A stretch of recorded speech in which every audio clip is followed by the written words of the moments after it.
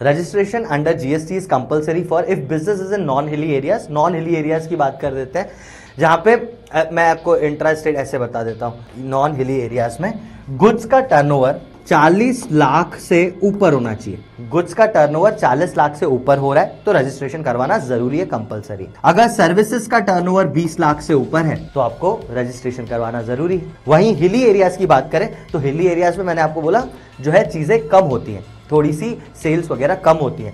तो गुड्स के केस में अगर 20 लाख से ऊपर का टर्नओवर है आपका तो आपको जीएसटी में रजिस्ट्रेशन करवाना है, और सर्विसेज में 10 लाख से ऊपर टर्नओवर है तो आपको रजिस्ट्रेशन करवाना है। ठीक है, बस इतनी सी बात है, मतलब इतना सा है वो। किस किस को करवाना है? तो first, second and this is third. Gross turnover for supply या sale of goods within the state, within मतलब इंट्रा स्टेट, यानी intra state in every year 40 lakh और more. Gross turnover from supply of goods, gross turnover supply of services within the state 20 lakh से ऊपर, तो फिर उसको non hilly area में करवाना पड़ेगा। हिली एरिया में गुड्स का turnover with in the state 20 lakh होना चाहिए, सर्विसेज का with in the state 10 lakh से ऊपर होना चाहिए। The business has inter state turnover, अगर इंटर स्टेट सेल कर रहा है तो उसको रजिस्ट्रेशन करवाना ही है। बस इतना। अरे यार इसको याद करना, इतना सा लिख दिया ना मैंने, इतनी बड़ी बड़ी चीजें क्यों लिख रहा है, इतना सा लिख काफी है।